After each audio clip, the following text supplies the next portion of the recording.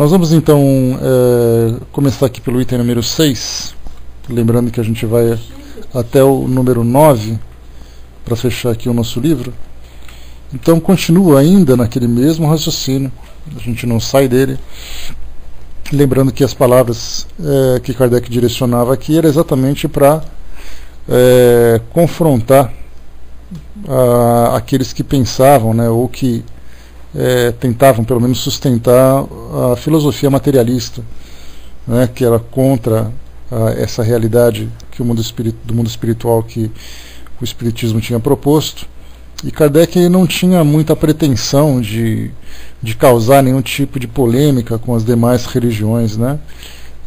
O que ele fala sobre isso é muito pouco, apenas algumas diferenças em termos de dogmas, né? Mas como lá na introdução do próprio Evangelho segundo o Espiritismo, ele lembrava que a preocupação que ele tinha nos estudos da Bíblia, por exemplo, eram fechados, eram direcionados especialmente para os estudos morais. Então não estava preocupado com rituais, com práticas, né? Então somente ali através dos ensinamentos dos Espíritos. Agora aqui na conclusão, ele já tem um pensamento diferente, ele quer bater de frente com aqueles que pensavam, né, que a doutrina materialista era a doutrina verdadeira. Então isso porque não apenas com relação aos suicídios, que era uma preocupação que ele tinha, porque já que você não tem nenhuma preocupação com aquilo que vem depois da morte do corpo físico, então, a não ser o medo que as pessoas sentiam, né, como o próprio instinto de sobrevivência, o instinto de preservação, faz com que o homem evite esse caminho, mas diante do desespero, tendo essa crença como filosofia de vida, é uma saída.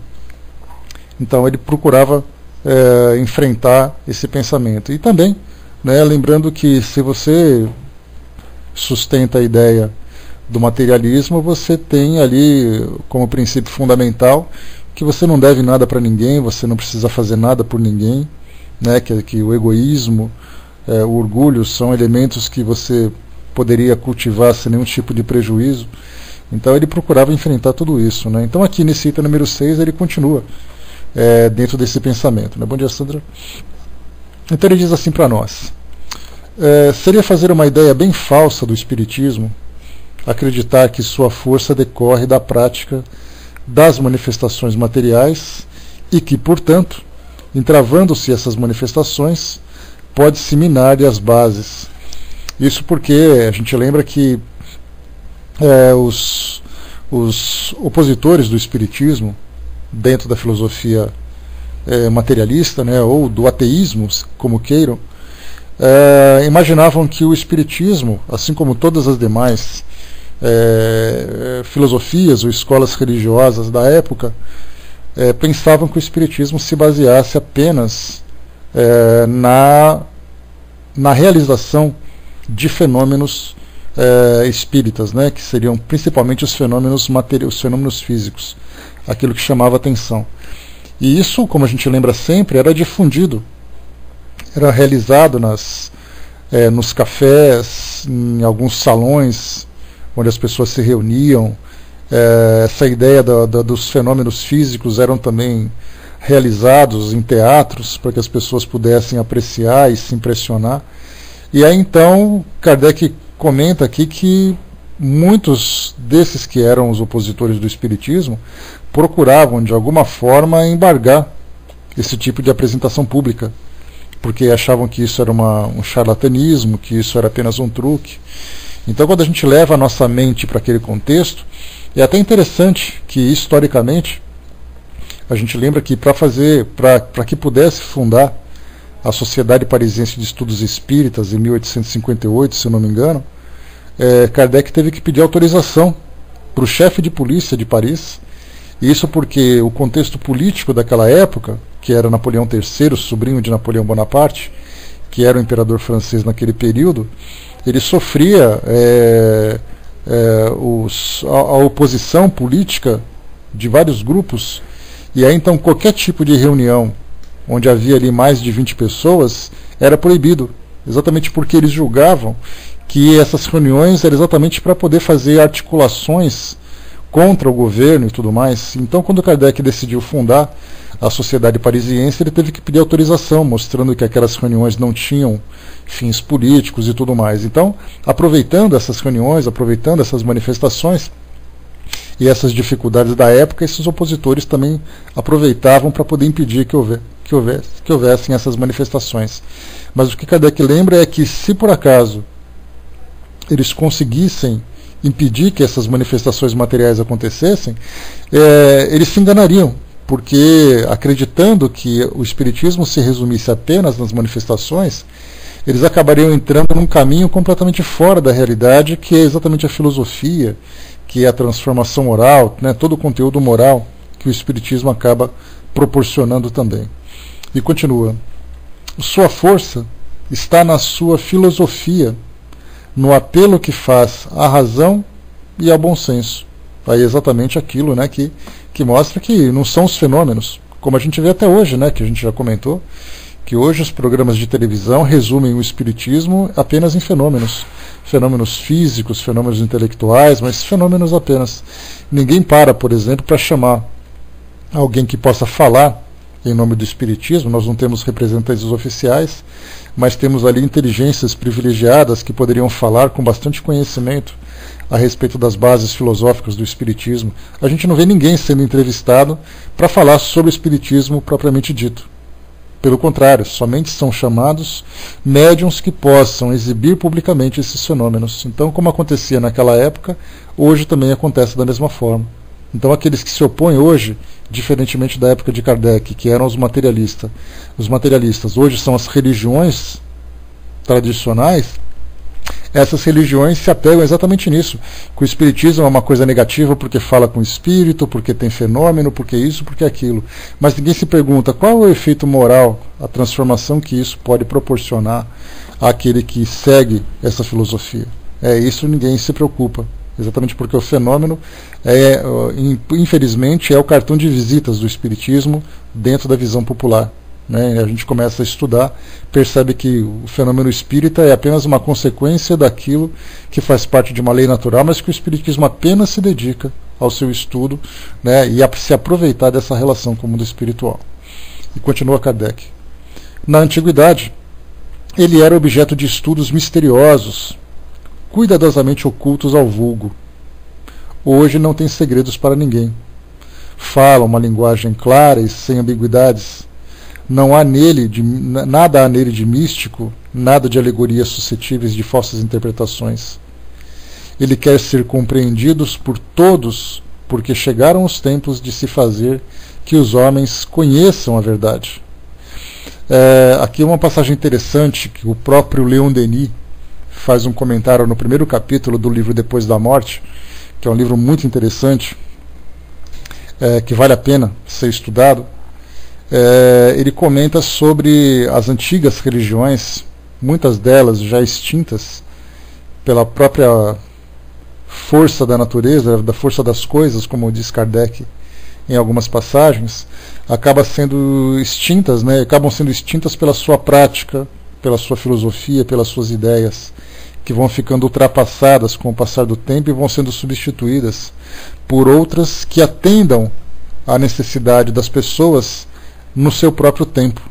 Então, assim como nós temos hoje religiões, algumas foram extintas, outras se transformaram. Basta ver, por exemplo, o próprio protestantismo ou catolicismo, dentro da sua origem, lá naquele começo, quantas e quantas transformações essas religiões sofreram com o passar do tempo. Pegarmos, por exemplo, o catolicismo no ano de 1500, comparado com o catolicismo hoje, pouco mais de 500 anos depois. Naquela época era uma rigidez medonha, uma perseguição, um temor que as pessoas tinham. Hoje cada um escolhe, vai se quer, vai se não quer, ninguém tem obrigação nenhuma. Tudo era regido, inclusive os próprios governos eram influenciados por essas religiões.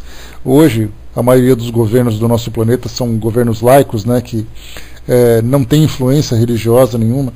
Então, esse pensamento continua ainda, daqueles que são os donos da verdade, doutores da lei. Tem dentro do Espiritismo, fora do Espiritismo. Só muda a característica, só muda a roupa, a vestimenta, mas as ideias continuam as mesmas, né? Mas as religiões, de modo geral, elas foram sendo transformadas nesse período. Mas o detalhe interessante que Leon Denis lembra, que eu comentei do livro Depois da Morte, é que no primeiro capítulo ele fala sobre essas religiões antigas e fala sobre os processos de iniciação. Então que nós tínhamos dois grupos distintos. O grupo dos iniciados, aqueles que secretamente, aqueles que ocultamente tinham contato com os mistérios daquela religião, e tinha a população que seguia essa crença. Então, só que essa população somente recebia aquilo que era permitido, aquilo que era liberado pelos seus líderes, pelos seus representantes, pelos seus sacerdotes. Então isso aconteceu desde aquela época e isso acontece até hoje, de um modo diferente, de um grau diferente, mas continua acontecendo. As religiões se juntam, né, aqueles grupos de pastores, grupos de sacerdotes, somente alguns podem realizar alguns sacramentos, somente alguns são representantes de Deus, né? Se você quer conversar com Deus, você obrigatoriamente tem que falar através de um sacerdote, ou você tem que realizar alguma coisa. Então, essas ideias de que somente esses representantes, esses escolhidos, são as pessoas especiais para poder falar em nome de suas crenças, em nome de Deus, né, das suas divindades, seja ela que interpretação se dê, o Espiritismo tem exatamente o processo contrário. Por não ser uma religião dentro desses moldes tradicionais, aliás, esse é um debate interessante que nós temos hoje, né, o Espiritismo é uma religião ou não é religião? Então, a gente não tem um pensamento fechado, porque nós temos, assim, de um modo geral, as pessoas pensam, uns aceitam, outros não aceitam, aqueles estudiosos de renome da doutrina espírita, uns afirmam, outros não afirmam, né? Então você fala assim, o Espiritismo é uma religião, aí muita gente vai dizer assim, não, não é uma religião. Aí então a gente começa a ver por outra perspectiva, e começa a dizer assim, por esse lado, ele até pode ser considerado uma religião. Então, se nós pensarmos assim, o Espiritismo tem a base filosófica, tem a sua base científica, mas também é uma forma do homem se conectar com Deus, através da sua fé, através da sua crença. Então, por esse lado, por religar o homem com Deus, como o próprio significado da palavra religião, então significa o quê? Que sim, nesse sentido é uma religião. Só que hoje as religiões elas se tornaram instituições. E dessas instituições elas têm as suas bases filosóficas, têm os seus rituais, têm os seus dogmas, têm os seus representantes. Nesse sentido, o Espiritismo já não é mais uma religião. Então, do pensamento espiritualista, sim, ele é uma religião. Do pensamento institucional, não, ele não é religião. Então, para a gente não ficar discutindo se ele é ou se não é mais só se a gente perguntar em que sentido você quer dizer que ele é uma religião. A gente já começa a separar. Né, Herculano Pires, José Herculano Pires, que é um dos grandes nomes do Espiritismo, né, um grande estudioso que veio a desencarnar, se eu não me engano, na década de 80, o que ele fala em nome do Espiritismo, ele é tido como sendo um ensinamento de muita solidez. E na introdução de uma edição do Livro dos Espíritos que eu tenho, ele coloca o Espiritismo como sendo uma ciência, uma filosofia, uma religião. Então, para aqueles que não aceitam, não, o Espiritismo não pode ser religião. Herculano Pires, na opinião dele, diz que é. Mas exatamente nesse sentido, tirando todos esses elementos das religiões convencionais que nós temos hoje. Porque aí o Espiritismo não tem sacerdócio, não tem um representante que seja colocado como líder da religião, não tem práticas dogmáticas, práticas ritualísticas, não tem dogmas para dizer que é uma verdade incontestável, não tem livros sagrados, como se pensa. Na verdade, nós temos livros de estudos, onde o conteúdo serve para a nossa instrução, mas ele não é colocado como a palavra de Deus, por exemplo. Né? Então, não tendo essa característica de religião tradicional, o Espiritismo pode fazer com que qualquer pessoa, aquele que tem um mínimo de estudo, aquele que tem um mínimo de conhecimento, possa falar com tanta autoridade, ou com tanta propriedade, como se fosse um desses grandes estudiosos. Então não existe aquele que é mais ou menos espírita, todos são espíritas a partir do momento em que ele se coloca naquela condição de um estudante, de uma pessoa que quer passar por esse processo de transformação. E isso é mais importante. Bom dia, pessoal que chegou. E continua para nós então. Deixa eu ver aqui. Hoje não tem segredos para ninguém, como a gente já leu. Fala numa linguagem clara, sem ambiguidades. Não há nele nada de místico, nada de alegorias suscetíveis de falsas interpretações. Ele quer ser compreendido por todos, porque chegaram os tempos de se fazer que os homens conheçam a verdade. né? Então aqui que a gente colocou, que mostra exatamente isso. Você pode pegar o mesmo livro que eu leio, você também pode ler e tudo mais. Um outro detalhe interessante é que quando se fala sobre aquilo que deve ser feito abertamente, muitas pessoas perguntam, né, mas por que as reuniões mediúnicas são feitas de modo reservado? Por que as pessoas não podem acompanhar, por exemplo, o que acontece numa sala fechada de um centro espírita onde há essa reunião?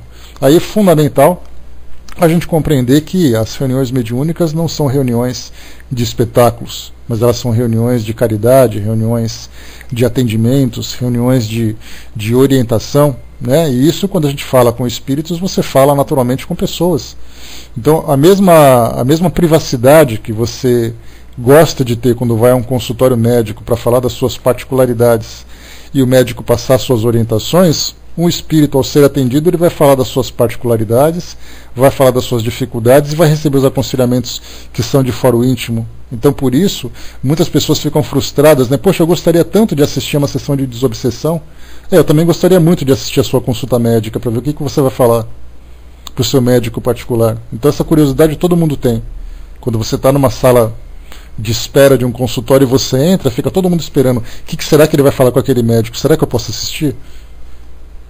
Imagina um consultório de ginecologia, por exemplo, as mulheres entram, todo mundo fica, o que será que ela vai falar com ele?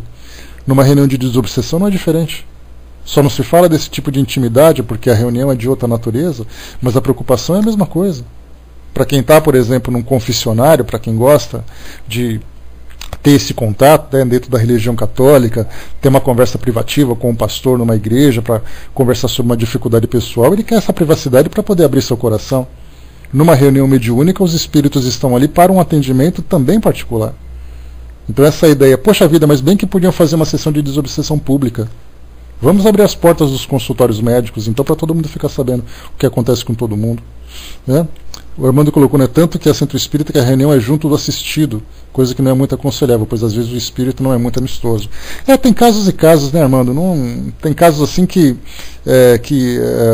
vale a presença do assistido, dependendo das circunstâncias, daquilo que ele vai relatar, se há necessidade de confrontar aquele espírito que está sendo perseguido. Por outro lado, a melhor orientação é fazer com que haja reuniões separadas. Então, assim, acho que é o bom senso que vai direcionar, né? Porque não existe uma regra para esses casos, né? Sempre, às vezes, é necessário ter essa presença dos dois para que eles possam conversar, porque muitas vezes aquele que é perseguido, aquele que sofre, precisa conversar com o espírito para saber exatamente do porquê daquilo acontecer, né? Então é sempre assim, né, um estudo do caso, para saber qual é a melhor maneira de fazer uma abordagem.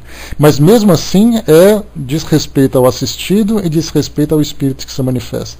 O público não tem nada a ver com isso. Eu já participei, por exemplo, de reuniões de cura, de tratamento, em que era um centro espírita aqui em São Paulo, bastante conceituado, e você se senta no auditório, aguardando ali a sua vez, você recebe uma senha quando você chega, e aí então lá na frente tem aquela mesa grande, onde tem o médium, que se encontra ali incorporado, né, falando com o espírito, falando através dele, e outros médiums de suporte do lado, e aí então você se aproxima dele e você fala, mas assim a coisa de 3, 4 metros, já começa então as fileiras, né, as fileiras com as pessoas. Então se você não falasse um pouquinho baixo, as pessoas ficam sabendo do que acontece. Então acaba sendo, assim, de certa forma, até um pouco constrangedor fazer aquilo de uma forma pública, mas, né, é uma forma que o centro trabalha, né, que, sei lá, né, cada dirigente tem ali o seu bom senso, né? Lutero colocou para nós, né, nas reuniões de culto secreto das lojas da sociedade discretas ou secretas, as pessoas julgam que é coisa demoníaca por ser uma reunião restrita, fechada. Mas tudo aquilo que é escondido chama a nossa atenção, desperta a nossa curiosidade, né? Mas esse é o lado negativo da curiosidade humana, que, como diz aquele ditado popular, né, a curiosidade matou o gato, né? Então, na verdade, ninguém tem nada a ver com isso. Isso se fala, aquela reunião diz respeito ao andamento daquele trabalho, aquilo diz respeito aos dirigentes daquela reunião, não tem nada a ver com o público. Então, reunião pública é reunião pública. Agora, isso tudo, essa impressão que a gente tem hoje, essa ideia do oculto, do misterioso que a gente tem hoje, é exatamente resultado do passado, quando muitas práticas religiosas eram feitas separadamente apenas para aqueles que eram especiais. apenas para aqueles que eram os iniciados, os eleitos, enquanto que o público ficava de fora. A doutrina espírita traz uma ideia exatamente diferente. Tem ali o seu momento reservado pela própria característica da reunião, mas que isso não tem nada de misterioso. As bases da religião, as bases do espiritismo, pode ser acessado por qualquer pessoa. Se você quer participar de uma reunião mediúnica, se prepare para isso, se qualifique para isso, aí você vai conseguir. Mas não é um ritual de passagem, um ritual de iniciação, né? Então esse é um problema sério que a gente enfrentava no passado. Então assim, as pessoas tinham que se vestir de um modo diferente, se caracterizavam de um modo diferente, participavam dessas reuniões, muitas vezes até com fenômenos mediúnicos que aconteciam, também dentro dessas reuniões, com contato com seus deuses, contato com seus espíritos, mas isso era reservado do público de um modo geral. Tanto que hoje nós temos alguns grupos espíritas que oferecem, por exemplo, reuniões com participação dos espíritos para o próprio público, como acontece no Leon Denis, que a gente vê aqui na transmissão pelo Pautalk. Quer dizer, é interessante também para as pessoas que têm esse contato, porque, né, elas têm vontade de conhecer, de saber como é que é, só que antes disso tem que saber ter o seu devido preparo, né? Deixa eu ver aqui, bom dia pessoal que chegou, bom dia Roubo, bom dia professor. Deixa eu ver aqui, que vocês colocaram, o Zanoni colocou, né, eu acho que as duas partes devem conversar, pois um dia nos desencarnaremos e aí vamos obsediar, né, quem nos obsediava, né? Então, nesse caso das reuniões de desobsessão, depende de cada caso, né? Não dá para a gente dizer que qual é o melhor, qual é o pior. De um modo geral, assim, a gente procura sempre preservar as pessoas, porque muita gente que chega para um atendimento de desobsessão, por exemplo, ela não tem conhecimento do que acontece numa reunião. Então na cabeça dele existe muito aquela ideia do misterioso, aquela ideia do medo, do terror e tudo mais. Nesse caso a gente preserva, né, a integridade moral, a integridade psíquica dela para evitar qualquer tipo de confronto, né? Mas aí depende, como eu falei para vocês, do bom senso principalmente, né? Hermes colocou, né, até porque espiritualmente pensando, será que não haveria uma interferência na comunicação, né? No caso que você fala do que, Hermes, exatamente? Que eu acabei pegando aqui o seu bonde andando e não acompanhei. Coloca para nós aí depois para a gente continuar. Vamos em frente com isso. Ah, sim, né? Exatamente. Então, quer dizer, cada passagem, cada encontro, cada reunião, né, privativamente, reservadamente, né? Continuemos. Fala aqui que ele quer ser compreendido, né? Porque todos chegam, por todos, né, porque chegaram os tempos de se fazer que os homens conheçam a verdade. Longe de se opor à difusão da luz, ele a deseja para todos. Não reclama uma crença cega, mas quer que se saiba por que se crê. E como se apoia na razão, será sempre mais forte do que as doutrinas que se apoiam sobre o nada, né? Aqui já é um confronto direto para aquelas doutrinas materialistas. Então diz assim, né, que que depois da sua morte física não existe absolutamente nada, porque você não é o espírito, porque você não precisa disso. Na verdade, isso é uma crença que as pessoas têm, sem nenhum tipo de fundamentação. Então é por isso que ele já coloca esse confronto direto que tem aqui, né? E principalmente, como a gente fala sobre aquela questão da difusão da luz, a gente lembra no passado que havia essa restrição. A gente lembra, né, quando se estuda história, das missas, dos cultos rezados em latim, em que somente aqueles que eram sacerdotes sabiam do que estavam falando, e era até engraçada aquela situação, porque os sacerdotes ficavam de costas para as pessoas, olhando para o altar, falando em latim, e as pessoas lá atrás simplesmente repetiam sem saber o que estavam falando. Então, com o passar do tempo, depois até mesmo de Lutero, aproveitando Lutero aqui na sala, Lutero fez ali a primeira tradução da Bíblia em alemão e depois começou a tornar popular. E, aliás, esse foi um dos motivos dele ser excomungado pela igreja, né? Porque ele achava que era necessário que as pessoas entendessem aquilo que estava sendo falado. Era importante que não houvesse nada de misterioso para as pessoas que seguissem aquela doutrina, né? O Espiritismo, como sendo uma filosofia, o mesmo livro que um palestrante lê, o mesmo livro que um dirigente de um centro espírita lê, é o mesmo livro que qualquer pessoa compra numa livraria. E o mesmo direito que uma pessoa tem para estudar, o outro também tem para estudar. Então isso está aberto a todos, é um conhecimento que todos têm. A única diferença que vai ter é a questão da experiência, né, do conhecimento que vai se aprofundando cada vez mais. Né? A Liliane colocou tudo que é fechado, dá uma ideia de secreto, né? Eu mesmo gostaria de ver uma materialização, mas só médiuns de materialização e alguns doentes mais necessitados, os convidados, né? É nesse caso, a gente lembra sempre, Liliane, que quando a gente vai participar de uma reunião mediúnica com aquele impulso de curiosidade, isso já é um prejuízo. Então, como a gente falou, tem algumas reuniões que oferecem a oportunidade de pessoas conhecerem aquilo que acontece, né? Então, no caso de uma reunião de efeitos físicos, somente os médiuns que podem auxiliar na execução desses fenômenos, mas para que as pessoas possam participar, elas têm que estar envolvidas com o trabalho. Exatamente porque a época em que os fenômenos aconteciam já passou, porque os fenômenos existiam apenas para que chamasse a atenção das pessoas. Hoje nós temos, por exemplo, como a gente já comentou aqui no outro dia, a própria televisão mostra. Você vê uma cirurgia espiritual pela televisão, assistindo, por exemplo, vídeos do Dr. Fritz, vídeos de João de Abadiânia.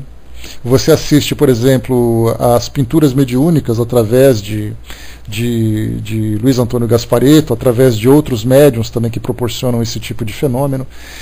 Então, de um modo geral, é assim. Agora, os fenômenos físicos propriamente ditos, pelo fato deles despertarem, chamarem muito a atenção das pessoas, não de uma forma construtiva, mas apenas a título de curiosidade, daquela questão do circo de horrores, como a gente falou, não tem sentido mais essa realização. Para quem quiser participar de reuniões de centros espíritas que ainda praticam esse tipo de reunião a título de estudo, é necessário que as pessoas estejam muito bem preparadas para isso. Teoricamente, estejam envolvidas com o trabalho, e assim vai. É a mesma coisa pensar assim, poxa vida, eu queria tanto assistir uma cirurgia.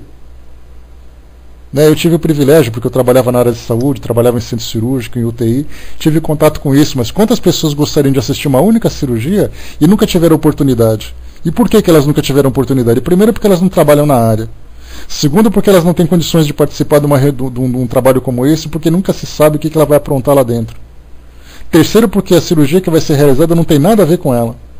Então é mais ou menos assim, cada um participando daquilo que é, né, do seu interesse, aquilo que é da sua competência, vamos dizer assim.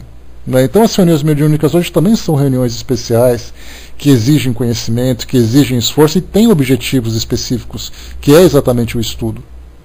Agora, se for convidar uma pessoa por curiosidade, convida todo mundo e vira então aquela bagunça, os espíritos não conseguem fazer absolutamente nada. Então, cada um assim participando daquilo que é possível. Se você realmente deseja participar, vá ao centro espírita, se envolva com o trabalho, conheça um pouco mais, e aí então, mais dia ou menos dia, vai ser convidado para participar, né? Mas aí como colaborador, e não apenas como um espectador, né? Como não sou vidente, seria minha chance de ver espíritos, sabe? Porque eu queria ir, né? Pois é, num cemitério, meia-noite, de repente você vê alguma coisa também. Agora você vai ter que correr bastante, porque vai te dar um gelo na espinha que você não vai acreditar, né? Pelo menos aqueles que veem falam sobre isso, né? Então a gente percebe assim que os fenômenos, de um modo geral, a gente acaba simplesmente acompanhando mais pela teoria, pelas publicações que são feitas, pelos documentários, né? Fora isso, fica realmente só a título de estudos, né? Foi por isso que eles simplesmente... É lugar tranquilo, né? Tá bom. Então, assim, é mais mesmo a título de pesquisa, a título de investigação, né? Porque a doutrina espírita, a gente lembra sempre que ela é uma filosofia. Então, na verdade, assim, nós temos que compreender o sentido da filosofia. E como a gente está conversando agora, todo mundo gostaria de ver um fenômeno, né? Ou pelo menos aqueles que não veem gostariam de ver um fenômeno.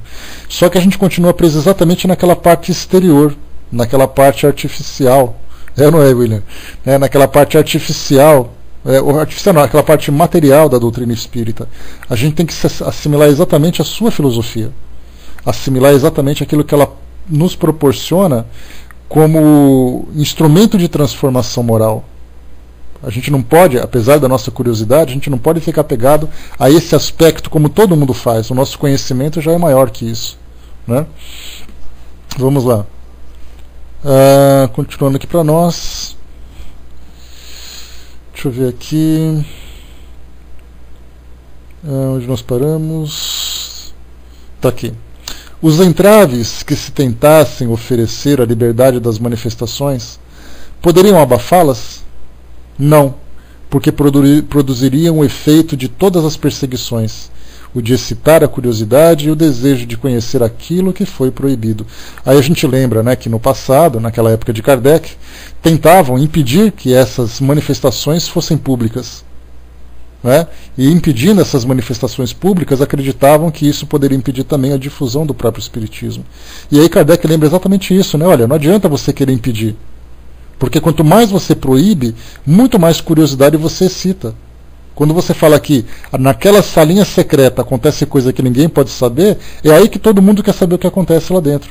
Quando você impede uma filosofia de se difundir simplesmente porque você coloca uma proibição, é aí que todo mundo quer entender por que ela foi proibida.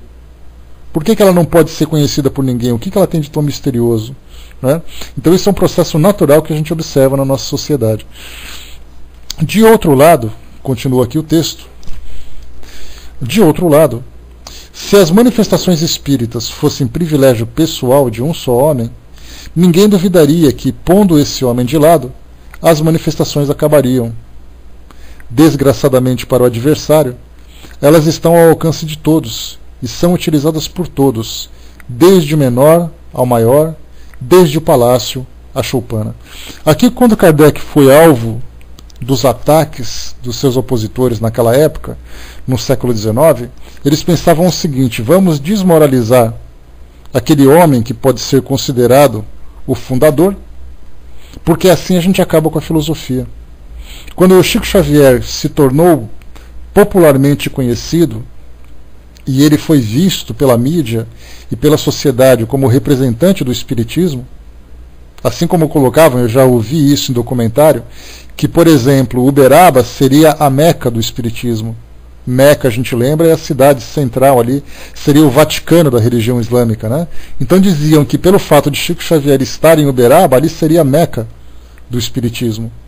Né? Então, colocando dessa forma, a gente percebe que se você ataca aquele que se destaca como representante na opinião dessas pessoas, você desmoraliza toda a filosofia. E esse é o grande erro, porque você pensa assim: a doutrina espírita não tem fundador. Aliás, embora haja sempre espíritas que passam para os seus estudantes que Allan Kardec fundou o Espiritismo. Isso, inclusive, eu cheguei a ver um texto que eu recebi de um grupo de estudo, em que estava dizendo assim: fundador do Espiritismo, Allan Kardec. Né? Nesse caso, um grande equívoco, porque na verdade é uma interpretação equivocada. O que Kardec fez foi trazer ensinamentos que dizem respeito a tudo aquilo que a humanidade já viveu na prática. Quando você fala de um fenômeno mediúnico, é só pegar, por exemplo, o Antigo Testamento e o Novo Testamento, que está cheio de fenômeno. O que o Espiritismo fez, na verdade, foi trazer ali esclarecimentos sobre esse processo, que significam exatamente de que forma que eles aconteceram. Então hoje nós não temos liderança. Se você fala sobre o presidente da Federação Espírita, ele é apenas o presidente da Federação Espírita, que é uma instituição que auxilia na organização das instituições, mas ela não conduz o Espiritismo como se fosse uma religião para essa ou aquela direção. Então, na verdade, não importa se você falar assim: olha, na minha casa, perto da minha casa tem um centro espírita que fechou. Não tem problema, tem mais 450 abertos. Tem mais 800 abertos por aí. Ah, mas o outro lá, o centro espírita, fez a mesma coisa. Não tem problema nenhum. Ao contrário do que quando você pega uma religião tradicional, quando você fala, por exemplo, de um pastor, quando você fala de um sacerdote, de um padre, ali você já atinge a própria religião. E se você atinge, por exemplo, a sua liderança, você compromete, por exemplo, a fidelidade, você compromete a seriedade de toda a instituição. A doutrina espírita não tem esse problema, porque é uma doutrina que ela se difunde naturalmente, não tem liderança, não tem coordenação, tem apenas a orientação. Seguindo essas orientações, segue-se o mesmo princípio. Tico até colocou, né? O pior é quando esse ataque parte dos que estão dentro, né? Porque sempre há divergências, né? Como o próprio Leon Denis já colocou, né? O espiritismo será aquilo que os espíritas fizerem dele. Né? Então somos nós que vamos dirigir, né? Isso é falta de estudo, isso é muito mais paixão ainda, porque nós somos ainda pessoas muito apaixonadas, principalmente, né? E sendo apaixonadas, a gente sempre age muito mais com o coração do que com a razão. Enquanto a gente continuar ainda vivendo, né, esse apego, essa posse, esse egoísmo que é uma característica do ser humano, a gente infelizmente vai se defrontar ainda com situações dessa natureza. Vamos em frente. Bom dia, pessoal que chegou. Então, desgraçadamente para o adversário, eles estão ao alcance de todos e são utilizadas por todos, desde o menor ao maior, desde o palácio à choupana. Isso é bacana porque mostra que você não tem um centro espírita mais importante do que o outro e você não tem um espírita mais poderoso do que o outro. Para a mídia, sim. Se me pegar, por exemplo, assim, quem é mais importante para o espiritismo? Chico Xavier, Divaldo Franco ou eu? Aí todo mundo vai dizer assim, mas são aqueles dois, porque eles já fizeram muita coisa, eles podem ter feito muita coisa, parabéns para eles, mas dentro da doutrina espírita todos nós somos iguais. Porque é uma filosofia que atinge a todos. É uma filosofia que é importante para todos, que ela serve para uma transformação individual. A mesma transformação que ela, valeu Juliana, esse partidarismo, né, esse partidarismo já não vale.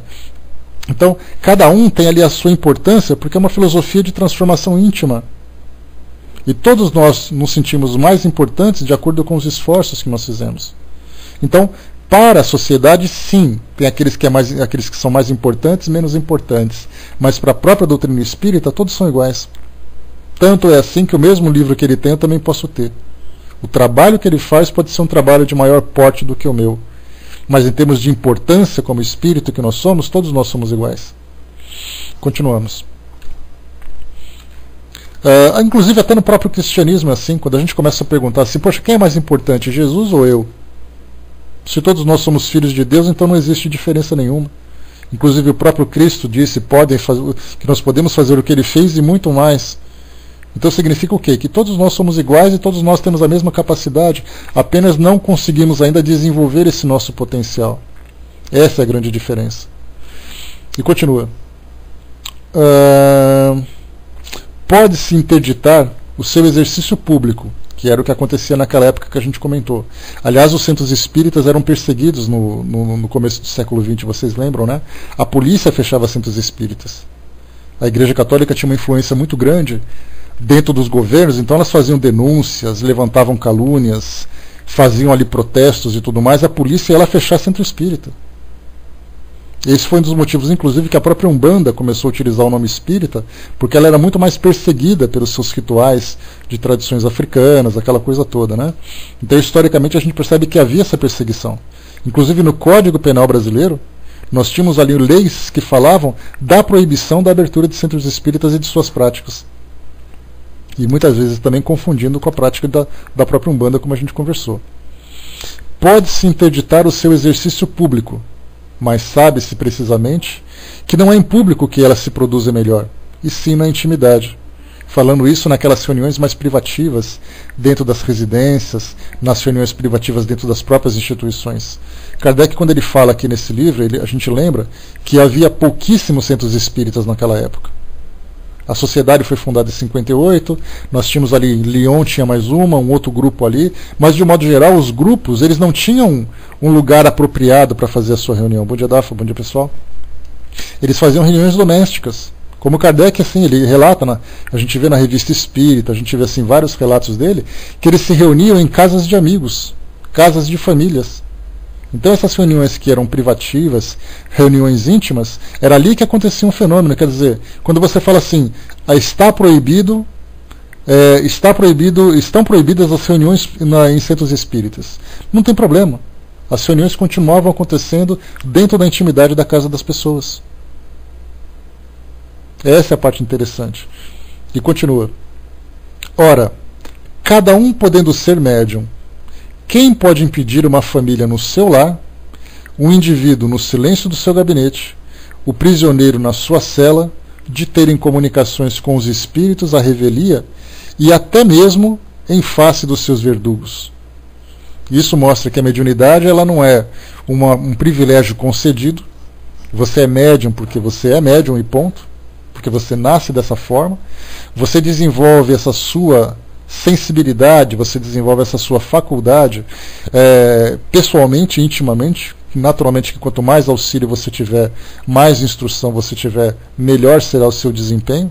Mas você sendo médium, você não precisa de autorização de ninguém. Eu não preciso, por exemplo, pedir que alguma instituição ou algum órgão dentro do espiritismo me autorize ao exercício mediúnico. Basta apenas que eu tenha ali os critérios de segurança para que eu possa desenvolver essa atividade da melhor forma, protegendo a mim, as pessoas que estão próximas a mim, o meu lar e aqueles com quem eu tenho contato no mundo espiritual. Apenas isso. Não preciso fazer um curso para ganhar o diploma e receber um sacramento especial para dizer, não, somente você pode fazer isso. Continua. Se as proibissem num país, poderiam ser impedidas nos países vizinhos ou no mundo inteiro? Pois não há uma região nas duas partes da Terra, aqui ele fala, né, no hemisfério norte e hemisfério sul, em que não haja médiuns. Para encarcerar todos os médiuns, seria necessário encarcerar a metade do gênero humano, conseguindo-se mesmo, o que não seria mais fácil, queimar todos os livros espíritas. No dia seguinte eles estariam reproduzidos porque a mente é inatingível e porque não se poderia jamais se encarcerar nem queimar os espíritos, seus verdadeiros autores. Aqui também há essa perseguição, que a gente lembra que se pudessem queimar livros espíritas, seriam queimados. A gente chegou a ver até algumas manifestações bastante tristes recentemente, quando foram publicados alguns livros de histórias, livros juvenis, como por exemplo os livros de Harry Potter, os livros de Senhor dos Anéis, que nos Estados Unidos algumas instituições evangélicas queimavam isso publicamente, dizendo que aquilo era uma aberração, dizendo que aquilo era uma coisa demoníaca que estavam presente nas famílias. E quer dizer, você queimar livros mostra exatamente o grau máximo de intolerância. No passado queimavam livros e queimavam pessoas. Hoje só não queimam pessoas porque isso dá cadeia, mas os livros continuam sendo queimados. Então, se faziam isso, como o próprio Espiritismo também já sofreu isso tudo.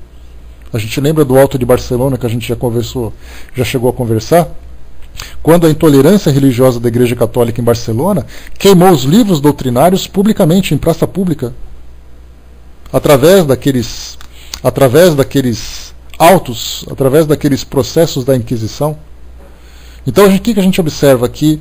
O ser humano ele continua ainda trazendo essas características, mas o fato de você destruir livros não significa que você destrói pensamentos. Porque os livros, na verdade, são resultados do pensamento, são resultados do raciocínio das pessoas. Então você queima um livro hoje, amanhã está outro publicado.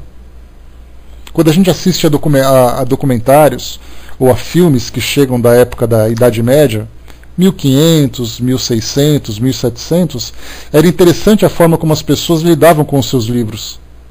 Elas escondiam dentro de potes de arroz, escondiam dentro dos colchões, porque caso esses livros fossem descobertos, essas pessoas seriam presas, os seus bens confiscados e algumas vezes levadas à tortura para poder renunciar à sua religião. Assim acontecia com os judeus naquela época. Os judeus na Idade Média se convertiam exteriormente para o catolicismo para evitar essa perseguição. A própria Inquisição protestante também fez a mesma coisa nos Estados Unidos. Basta a gente lembrar do caso de Salem, por exemplo, onde mulheres foram queimadas como bruxas. Então isso aconteceu na história, está registrado na história, esse grau de intolerância, esse grau de perseguição. Mas o fato de se fazer isso com as pessoas, o fato de se fazerem isso com os livros, não significa que vão conseguir fazer isso com as ideias, tampouco impedir a manifestação dos próprios espíritos. Porque não adianta, você pode prender um médium numa cadeia e dizer assim, daqui você não sai mais. Não tem problema, a mediunidade vai continuar sendo exercida da mesma forma. Como diz o ditado, você pode calar a minha voz, mas jamais vai calar o meu pensamento. Isso é interessante. Zanoni colocou o livro Obras Póstumas, teve um processo criminal, agora há pouco, por ser considerado sobre discriminação racial. Né?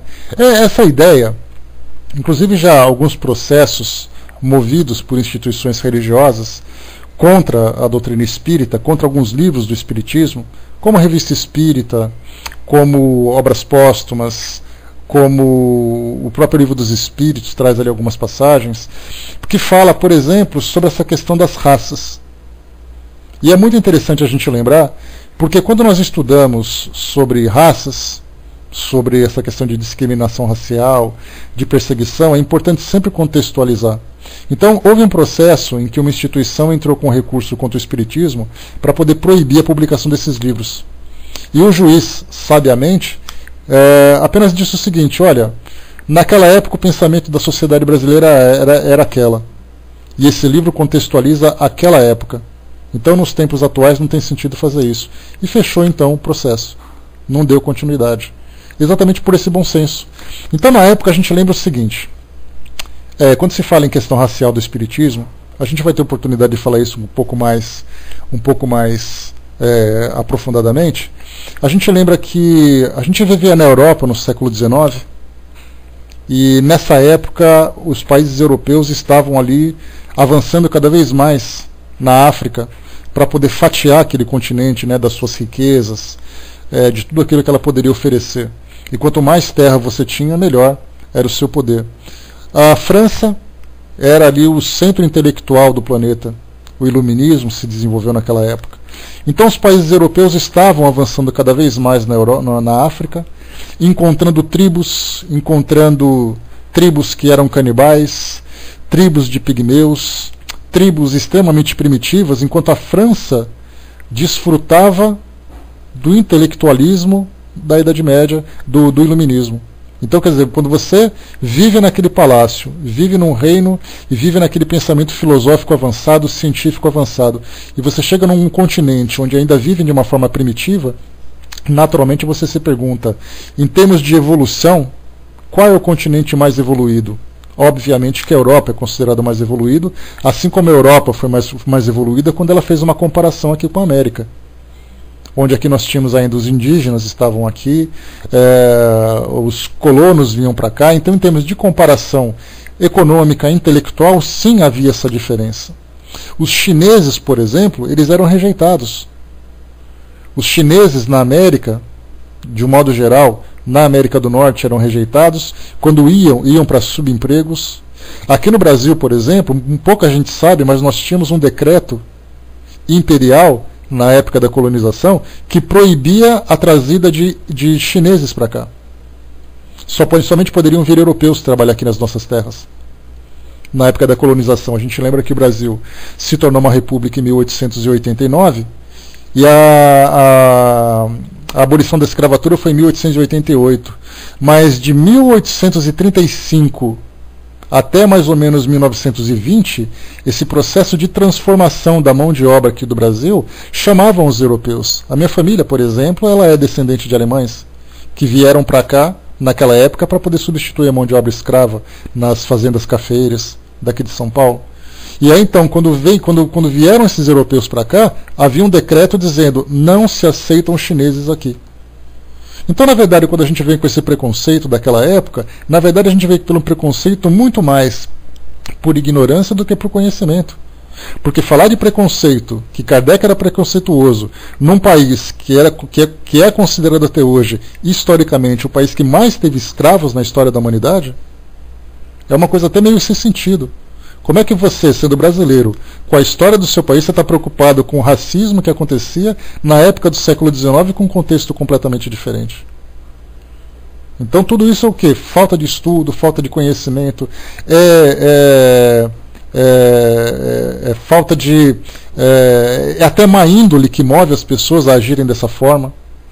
Quer dizer, é uma questão de você perseguir, de você fazer uma perseguição contra uma instituição, contra uma filosofia, sem qualquer sentido, sem qualquer fundamento. Então basta você ter um conhecimento mínimo de história, desse pouco que a gente conversou, que mostra o que é exatamente uma época e o que é outra época. E ainda em muitos lugares o preconceito ainda não acabou. Ele mudou um pouco de faceta, ele mudou um pouco de figura, mas só quando você fala sobre lei de cotas, isso já mostra claramente a diferença racial. Né? Mas isso aí é um tema que a gente vai filosofar sobre temas contemporâneos, mas dá para ver claramente como funciona o pensamento de uma época para outra. Né? Vamos lá. Deixa eu ver aqui. A Daf colocou aqui para nós, né, temos pessoas que têm medo, mesmo estudando por anos. A espiritualidade já nos orientou que nos casos de mediunidade deveriam ser enviadas para grupos maiores, porque este é um grupo de estudo para que pessoas absorvam a filosofia espírita e assim melhorarem suas vidas e repassarem para seus próximos. Né? A atividade mediúnica, eles pedem para que sejam indicadas casas espíritas que têm mais suporte. Somos geralmente de 10 a 20 pessoas no máximo, né? Então isso aí já é o trabalho mediúnico propriamente dito. Vamos lá então, pessoal, continuando aqui para nós.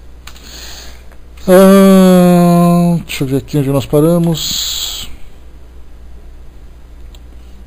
Tá. O Espiritismo não é obra de um homem. Importante a gente lembrar isso. Como eu falei para vocês, muitas pessoas colocam Kardec como sendo o fundador do Espiritismo. Na verdade, o que ele fez foi escrever, foi organizar aquilo que os espíritos trouxeram. Por isso que se chama Espiritismo. Quando se fala em cristianismo, o fundador dessa nova doutrina, dessa nova filosofia, foi o Cristo. Quando a gente fala sobre o maometismo, ou islamismo, se preferirem, Maomé foi o seu representante. Quando a gente fala sobre taoísmo, tem o seu representante. Quando se fala sobre zoroastrismo, a gente tem Zoroastro como sendo seu líder. Agora, quando a gente fala de espiritismo, como o próprio nome diz, os autores são os próprios espíritos. Então, se você fala kardecismo, na verdade o kardecismo foi uma maquiagem preconceituosa que se utilizou para diferenciar no passado de, por exemplo, da Umbanda, que utilizava também a ideia do espiritismo.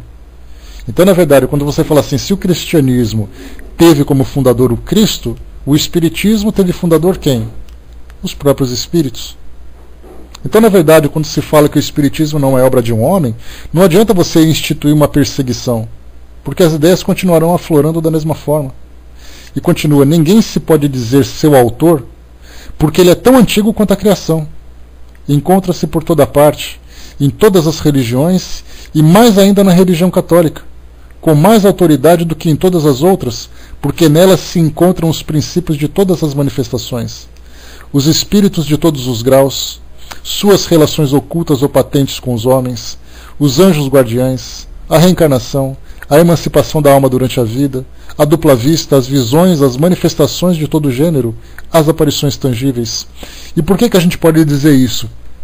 Claro que se você fala isso para um católico, ele vai dizer assim, de onde você tirou esse absurdo? Basta você pegar, por exemplo, as bases da igreja e você pegar as experiências vividas por todos aqueles que eram considerados pessoas especiais. Lembra que eu falei para vocês daquele livro que a gente chegou a estudar alguns trechos? A Mediunidade dos Santos, de Clóvis Tavares. Ele escreveu esse livro estudando a vida de cada santo, a vida de muitos santos.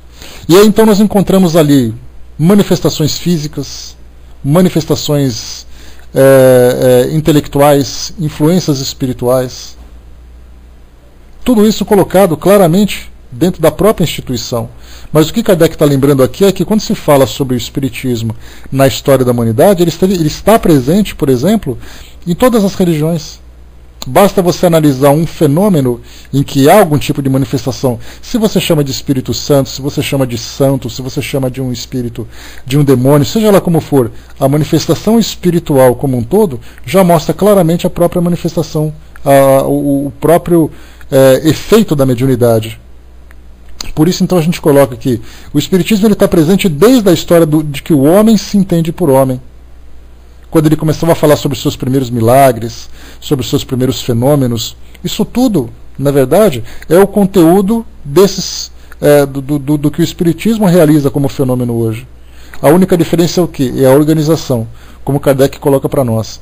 Ele diz assim, no tocante aos demônios, que é o outro lado, não são mais do que espíritos maus, e salvo a crença de que são eternamente destinados ao mal, enquanto a via do progresso não é interditada aos outros, entre eles não há qualquer outra diferença além do nome.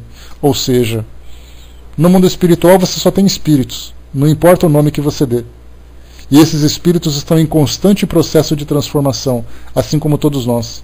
A única diferença é a dimensão em que eles se encontram, interagindo, intercalando conosco. Porque algumas vezes nós estamos aqui, outras vezes nós estamos lá. Mas a sequência é sempre a mesma. O processo de evolução é sempre o mesmo, com características pessoais de cada um. E continua. O que faz a moderna ciência espírita? Kardec fala de moderna naquela época. Imagina hoje com os recursos que nós temos hoje. Com os estudos, com as teses que foram desenvolvidas, com os pesquisadores que nós temos hoje. O que faz a moderna ciência espírita? Reúne em um todo o que estava disperso. Explica em termos próprios o que só se conhecia em linguagem alegórica. Poda tudo aquilo que a superstição e a ignorância haviam criado para deixar somente o que é real e positivo. Eis o seu papel. Aqui é fundamental. Quando a gente pega, por exemplo, vamos analisar um fenômeno. Houve uma época em que, por exemplo, Santa Teresa d'Ávila, que viveu na Idade Média, ela tem relatos na sua biografia, ou na sua geografia, né, que fala sobre levitação, que fala sobre estado de êxtase, que fala sobre aparições. Nós temos Santa Gema Galvani, que a gente já chegou a estudar sobre ela, também falava de fenômenos muito interessantes, que normalmente as pessoas chamavam de milagres, chamavam de dons divinos, que somente aqueles que eram eleitos eram capazes de manifestar a presença de Deus através dos fenômenos.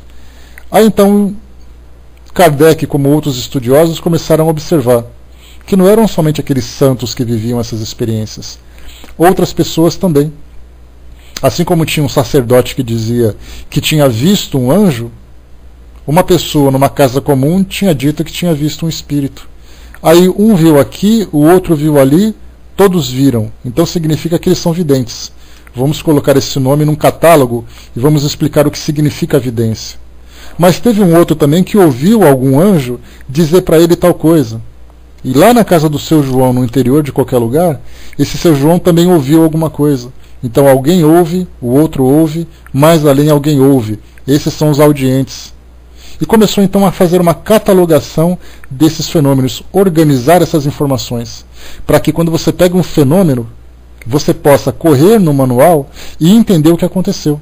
Se você sentiu alguma coisa, se você pressentiu alguma coisa, se você sonhou com alguma coisa, se você teve uma experiência de desdobramento, se você teve uma experiência de aparição, se você presenciou um fenômeno físico, seja lá como for, tudo isso foi catalogado e continua ainda sendo explorado.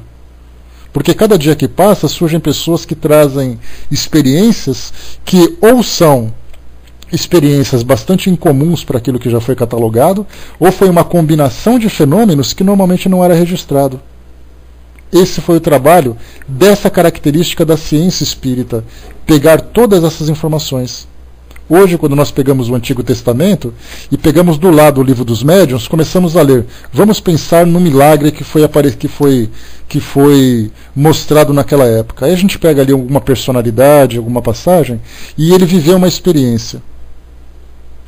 E de repente a gente pega no Livro dos Médiuns e acha uma descrição daquela experiência, que não foi baseada naquilo que o Antigo Testamento trouxe, mas que outras pessoas comuns também viveram. Esse foi o seu papel, organizar essas informações. E continua. Mas não lhe cabe o papel de fundadora. Naturalmente, porque tudo aquilo que foi registrado, que foi demonstrado na história da humanidade, não foi patenteado pelo Espiritismo, dizendo assim, isso é Espiritismo. Na verdade, isso é um fenômeno que essa filosofia teve a oportunidade e a capacidade de analisar e a capacidade de estudar com a mente aberta, sem nenhum tipo de preconceito. Então, quando se fala em médiums, por exemplo, é até engraçado a gente falar isso, porque existem algumas expressões, algumas terminologias, como Kardec colocou, explica em termos próprios o que só se conhecia em linguagem alegórica. Quando a gente fala, por exemplo, assim, escuta, a pessoa diz assim, olha, eu fui na minha igreja, e naquela igreja aconteceu tal fenômeno, porque aquilo foi uma manifestação do Divino Espírito Santo. Aí a gente fala assim, você é médium, parabéns. Ele fala, Deus me livre, isso aí é coisa do demônio. Na verdade a gente percebe o quê? Percebe exatamente que essas expressões, esses nomes que são colocados, na verdade foi apenas uma forma de organizar, uma forma de centralizar essas ideias em torno daquilo que normalmente é comum, em torno daquilo que é popular, aquilo que é vivenciado por outras pessoas. E continua. Quem, pois, ousaria considerar bastante forte para abafá-la sobre os seus sarcasmos e mesmo sobre perseguição? Se a proibissem num lugar, ela renascerá em outro, no mesmo terreno de que tenha sido banida, porque está na própria natureza, e não é dado ao homem aniquilar uma força da natureza, nem opor o seu veto aos decretos de Deus. Isso a gente lembra o que exatamente? Quando a gente fala que essas manifestações, elas são resultado de capacidades, de potenciais individuais, que não são concessões feitas pelo homem, não são concessões feitas por instituições, mas porque existe uma força na natureza. Que força da natureza é essa? A existência dos espíritos após a morte do corpo físico e a possibilidade dessas manifestações. Não existe uma religião que possa negar as manifestações dos espíritos. Seja que nome que se dê, eles sempre estão presentes. Se você fala, por exemplo, assim, no islamismo, eles dizem que não há essas manifestações. O próprio Maomé estava com o anjo Gabriel recebendo as orientações. Mas no catolicismo dizem que não pode também. Os santos tiveram vidências, tiveram presença dos espíritos. Não, mas na religião evangélica também não pode. Pessoas disseram que tiveram manifestações espirituais.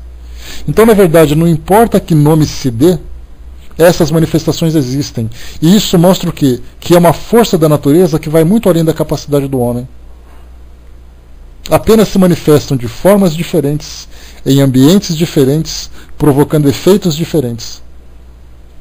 Mas é a força da natureza que está presente em toda a história da humanidade. Não importa em que época, não importa em que região. Isso sempre esteve presente. E continua para a gente terminar. De resto, que interesse haveria de se entravar a propaganda das ideias espíritas? Aqui a gente fala exatamente, né, da perseguição que os materialistas daquela época acabavam impondo contra o espiritismo, para evitar que ela se difundisse. Mas por que essa perseguição? O que isso poderia trazer de tão negativo para a vida das pessoas? Hoje, nós podemos ver isso através não apenas dos materialistas, mas nós veríamos isso através da perseguição de outras instituições religiosas. Porque nós vemos artigos, nós vemos ali aquilo que é transmitido por seus fiéis. Muitas vezes as pessoas nunca viram, nunca tiveram contato.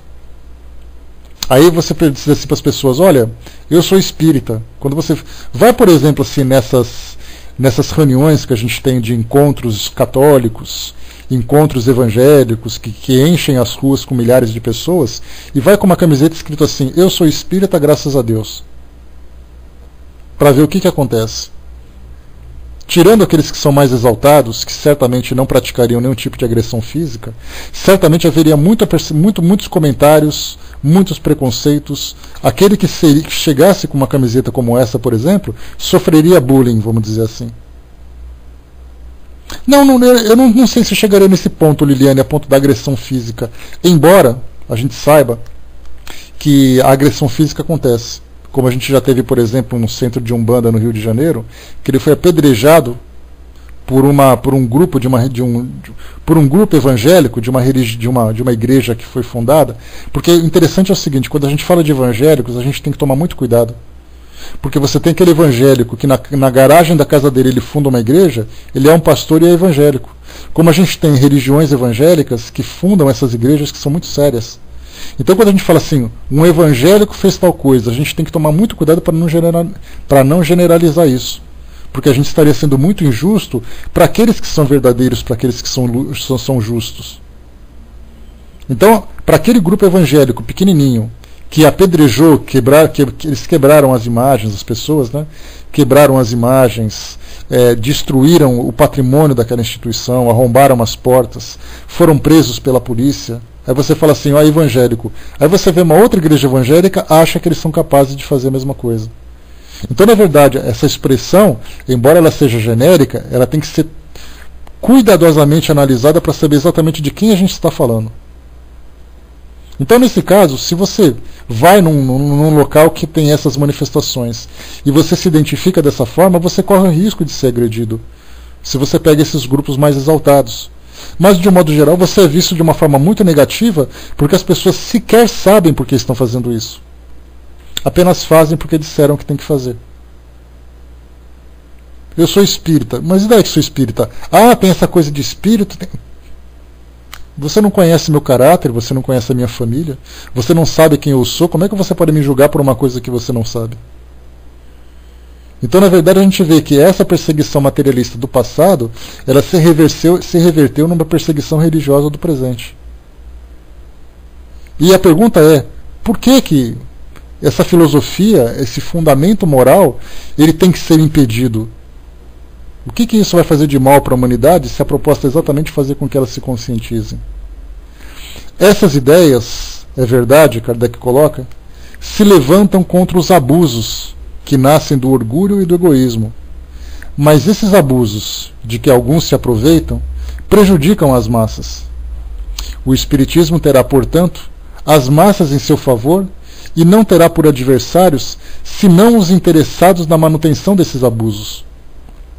Por sua influência, pelo contrário, essas ideias tornarão os homens melhores uns para os outros, menos ávidos de interesses materiais e mais resignados ante os decretos da providência, fazendo-se, portanto, um penhor de ordem e tranquilidade.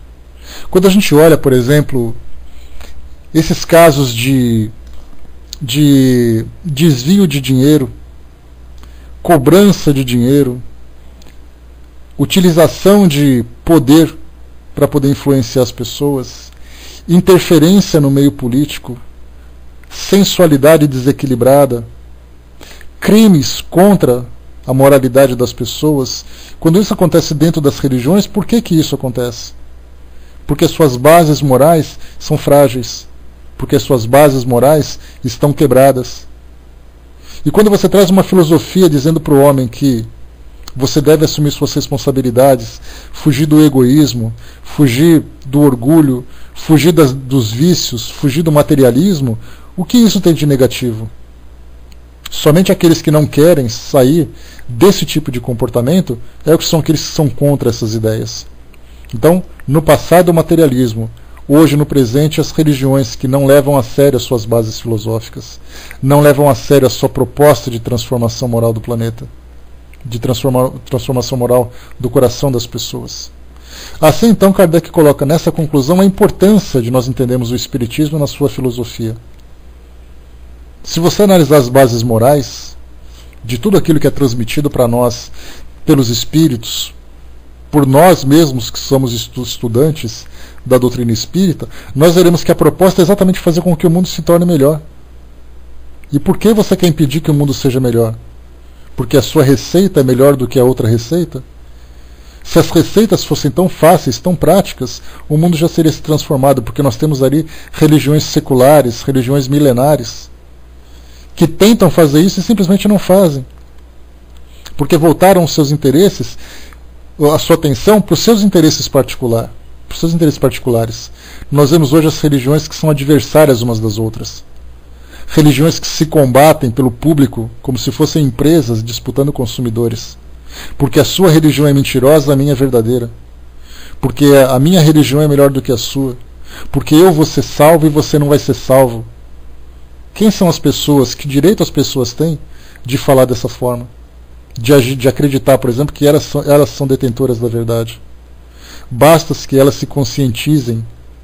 Basta que elas tenham essa consciência de qual é o seu real papel. Não ficar apenas angariando seguidores, angariando clientes, mas que elas tenham consciência. Sim, a Miriam lembrou que é uma agressividade, e isso realmente assim é uma disputa voraz. A gente vê católicos com católicos, a gente vê evangélicos com evangélicos, a gente vê esses com aqueles, publicamente na televisão, disputando quem é mais rico, quem não é, quem pode mais, quem não pode. É uma coisa assim absurda que a gente fica observando. Elas falam em nome de Deus, elas falam em nome da transformação moral, elas falam em nome da elevação do espírito, mas disputando as pessoas com foice, agressivamente, vorazmente, apenas pensando em crescer e se expandir como se fosse uma praga. E isso precisa ser repensado, infelizmente, pela humanidade, mas a humanidade ainda não tem essa visão. Não tem essa visão do que está acontecendo de errado em todas as instituições. Não existem ainda instituições perfeitas, porque aquelas pessoas que compõem essas religiões, elas não são perfeitas também. Então nós temos falhas dentro do espiritismo, falhas dentro do judaísmo, falhas em todos os lugares. Porque as pessoas ainda são falhas. E é isso que elas precisam observar. Sim, César, faz parte da evolução. A gente vai aos trancos e barrancos. Se a gente não vai por bem, a gente vai arrastado. Mas a pergunta é, por quanto tempo a gente vai optar ainda por esse sofrimento? Enquanto não houver essa conscientização, a gente vai continuar ainda aprendendo através da dor e não através do amor. Pode parecer assim um chavão a gente falar isso, e pelo amor ou pela dor, mas é uma realidade. A gente vai continuar sofrendo dentro da nossa família, dentro do nosso trabalho, dentro da nossa sociedade. A gente vai ver a miséria, vai ver o egoísmo, vai ver a agressividade, simplesmente porque as religiões não sabem fazer o que tem que fazer. As religiões simplesmente não conseguiram entender ainda seu papel. Se você é capaz de juntar bilhões de pessoas, como é o caso que acontece, por exemplo, que a gente vê claramente dessas religiões de grande porte, que ela tem mais de 1 bilhão de seguidores, 1 bilhão de seguidores continuam sofrendo do mesmo jeito. Por que tudo isso? Porque eles simplesmente não entenderam seu papel. E tem um papel importante de espiritualizar e moralizar o homem. Porque as bases dela não é uma base ritualística, é uma base moral. Jesus não veio pregar aqui rituais para as pessoas, que tem que se acender vela, tem que trocar de roupa, tem que ficar em pé ou de joelho. Ele se sentou no alto de um monte e começou a falar para as pessoas: bem-aventurados. E essas bem-aventuranças simplesmente não são faladas. As práticas religiosas, ritualísticas, se tornaram mais importantes do que o fundamento moral que elas precisam transmitir. Meus amigos, fechamos por aqui o nosso estudo de hoje.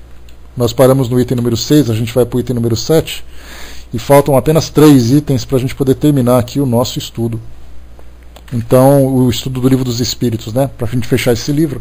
Lembrando que a próxima obra que a gente vai estudar vai ser o livro Obras Póstumas, para conhecer um pouquinho mais sobre Allan Kardec, sobre a sua história, sobre o seu trabalho, sobre os ensinamentos morais que ele não chegou a publicar, mas que publicaram póstumamente. Então, sempre assim. Vamos lá, fechando aqui o nosso estudo, e certamente, César, quando a gente fala sobre com as religiões ou sem as religiões, as religiões têm o seu papel de espiritualização, mas elas não foram eficazes ainda. Sem elas, os homens se tornariam materialistas, se tornariam individualistas, mais egoístas ainda. Então tem ali o seu papel negativo. Então, na verdade, elas estão tentando passar um ensinamento que aparentemente está muito acima da compreensão delas. Mas já é alguma coisa, poderiam nem falar sobre isso, mas pelo menos falam. E as pessoas individualmente elas vão se transformando. Agora, quando a coletividade mesmo vai sentir esse efeito, aí a gente já não sabe. Vai depender mesmo assim da própria vontade dos homens. Então temos que pensar realmente nisso, naquilo que nós estamos fazendo. Vamos lá.